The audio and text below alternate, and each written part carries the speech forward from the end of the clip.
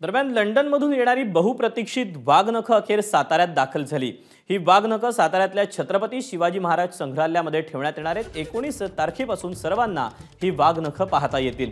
पुरातत्व विभाग आणि कस्टम विभागाने ही वाघनखं मुंबईत आणण्यासाठी विशेष प्रयत्न केलेत। लंडनमधल्या व्हिक्टोरिया संग्रहालयातून ही वाघनखं साताऱ्यात दाखल झाली। पुढची 3 वर्ष ही वाघनखं भारतात राहणार आहेत।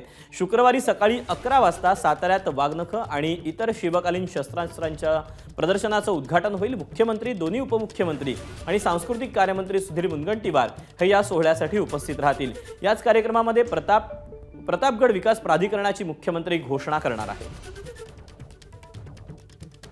साधारणतः उद्या सायंकाळपर्यंत साताऱ्याच्या सरकारी म्युझियम मध्ये हे वाघनख तिथं मोठं शस्त्रास्त्र प्रदर्शनी केलं जात आहे। कारण या निमित्ताने वाघनखासोबतच इतर छत्रपती शिवाजी महाराज, मराठ्यांच्या इतिहासातले इतर शस्त्र, या साऱ्या शस्त्रांची तिथं प्रदर्शनी आहे। 11 ते 1:30 पर्यंत कार्यक्रम आहे। त्या कार्यक्रमामध्ये जसं मी सांगितलं तसं उद्घाटन होईल या शस्त्र प्रदर्शनीचं। यासोबत एका डाक तिकिटाचंही आपण विमोचन करतो आहे।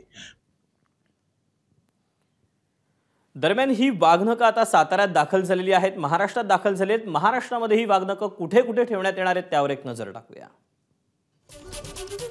छत्रपती शिवाजी महाराज वस्तू संग्रहालय सातारा, यानंतर शासकीय संग्रहालय नागपूर, त्यानंतर लक्ष्मीविलास पॅलेस नागपूर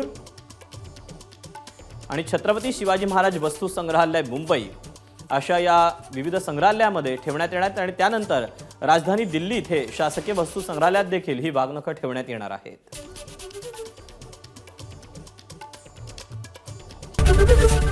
एबीपी माझा, उघडा डोळे बघा नीट।